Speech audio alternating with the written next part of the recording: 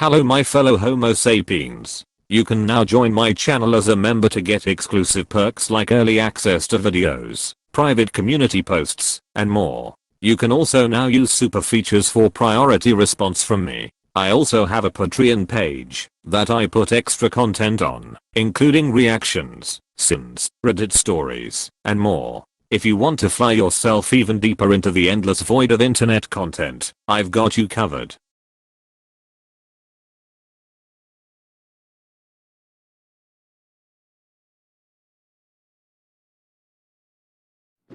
I said keep walking.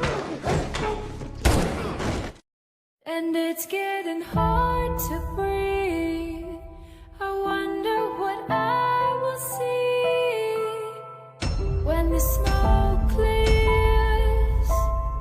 Will you still be standing there through all of the darkest nights? Will you be there by my side through all of the pain, all of the shame that makes us feel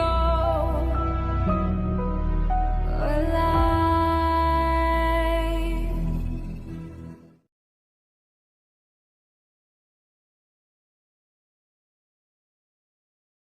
I love how the series brought in the voice actor for Ellie. Do you think she got paid much, or was this opening scene a labor of love? Look, if the delivery of that pun had you groaning, buckle up because they don't get any better after birth.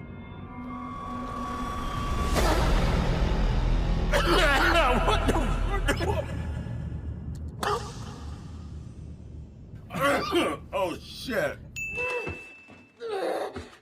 Here's a sin for anyone, in jest or otherwise, who's ever made the "yeah, but you've never experienced being kicked in the balls" argument. Sinning something that has nothing to do with what you're supposed to be sinning.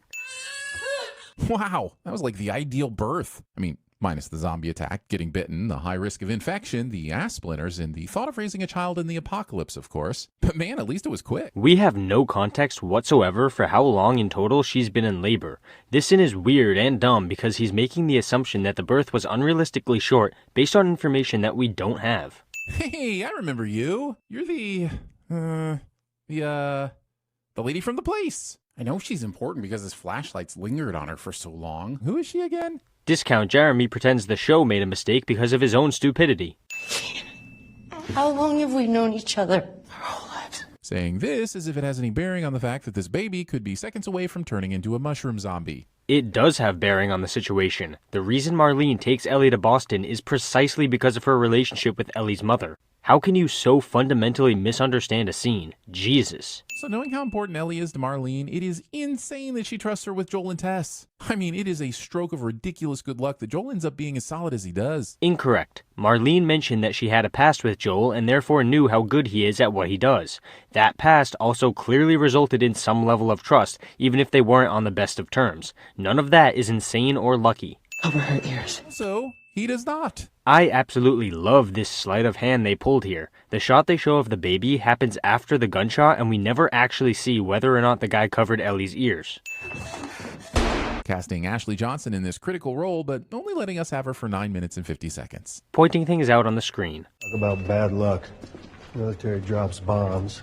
Not one of them hits the building they're trying to demolish. Yes, I'm sure that was the bad luck the contractors were focusing on, and not the fact that the world was ending around them along with their livelihoods. Joel never said anything about the contractors. All he said was that missing the target was bad luck. What the hell is this sin? Also, why aren't we worried about loud noises anymore? Did that just stop being a thing? How does Joel know that this place is free of cordyceps? He doesn't. Ellie was the one who dropped the ladder, not Joel. If you're going to pivot to the exclamation Joel did there, that was an instinctive response to Ellie dropping the ladder. He more than likely didn't even realize he was doing it until after he did it. It's a magical moment in the game, and I'm happy to see this nod, but how the have giraffes, of all creatures, survived 20 years into the apocalypse? Giraffes eat plants. Do you see all of these plants that the giraffes are eating? Yeah, that's a very simplified version, but it's still true. Besides, simply asking a question does not automatically necessitate a sin. Also, how exactly did she spot them from the top of the ladder? When Joel gets to the top, he doesn't see anything and then chases her ass up multiple flights of steps before seeing what she sees. You see these semi-transparent sheets? Yeah, Ellie saw the silhouette of the giraffe, or at least the legs, through the sheets. Joel and Ellie look upon the family of giraffes as a wonder of nature and a brief respite from the world of violence and suffering, instead of the 3 meals a day and fashionably warm clothing that they truly are. Not only do Joel and Ellie have rations on them, but you're also expecting Joel to somehow know how to butcher a giraffe. Like, what? Sure, he can kill it, but then what? Regardless, sinning this moment is a sin in and of itself. Everything you hoped for. Got its ups and downs. You can't deny that view. Hey, I remember that. That was the thing they said at the place. Yet again, your own stupidity is not a mistake of the show. Promise, sheep ranch, the moon. I'll follow you anywhere you go. Unless there's a particularly cool zoo animal. Skip. So what was wrong with you? Just for this. The guy who shot and missed. Hey, I remember that. That was the thing they said at the place. Look, running gags are fun, but only when they're actually funny. This shit is just annoying. The green grape. Say to the purple grape. Breathe, you idiot. Ooh, I've got one. What do you call an early morning surprise attack? Skip. And 5 men whose only job was to protect me. I still almost got killed. How'd you do it? A nifty little thing called plot armor. You see, Joel has to stay alive so that he can be the hero of the story and choose to sacrifice the person he holds most dear for the greater good. Or you could have just watched the show and you would have seen how they survived. But I guess that would be too hard.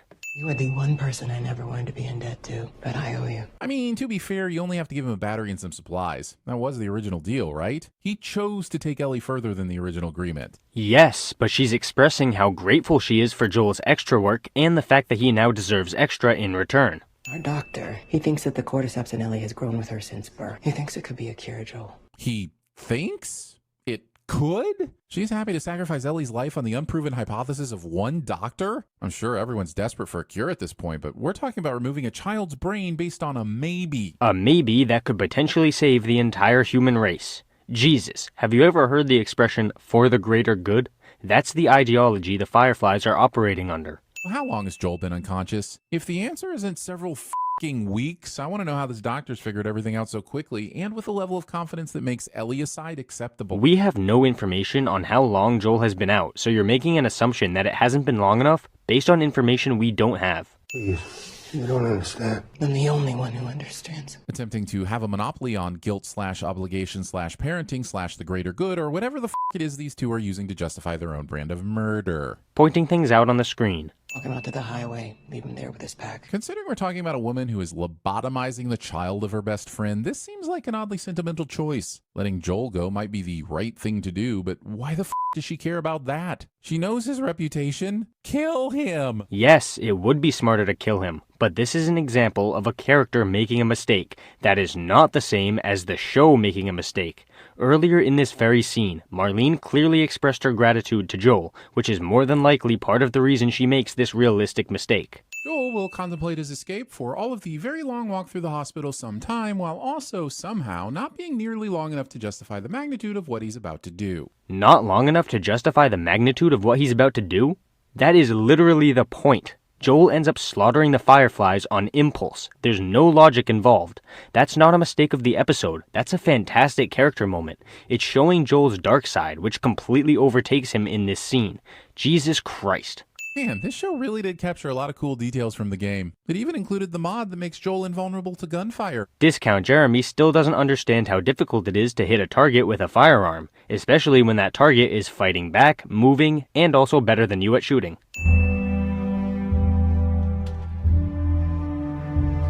Straight murder. Straight pointing things out on the screen. Joel tears through this hospital in a way that makes John Wick look like Mr. Rogers. I feel like we're supposed to admire Joel's determination to save Ellie at whatever cost, but it's a rough watch when the people he's determinating are just doing their jobs and likely have no fucking clue what's happening to Ellie or why. Jesus fucking Christ. That's the point, you actual dumbass. We're not supposed to admire Joel at all in this scene. He is the villain of this episode. That's not a mistake. That's the strongest aspect of this episode.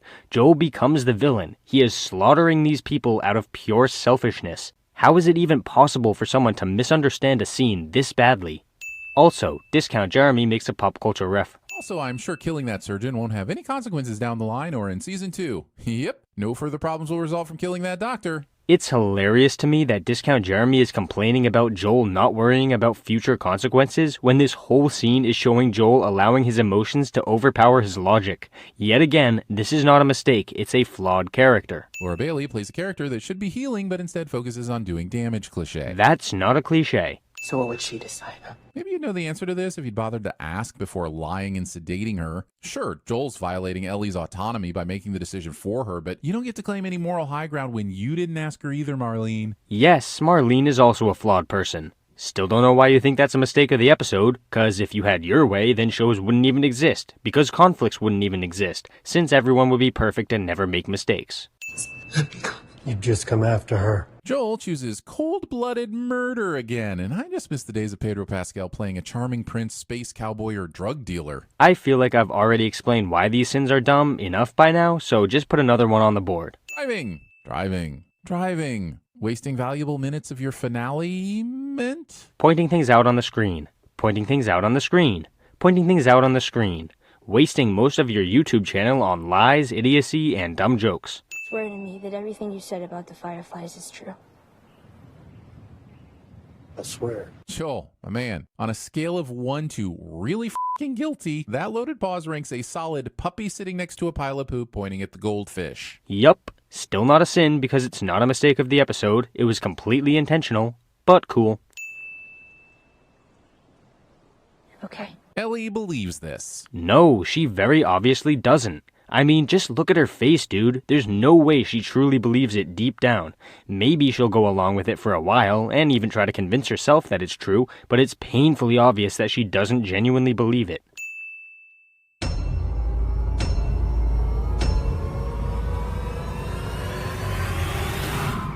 I killed them.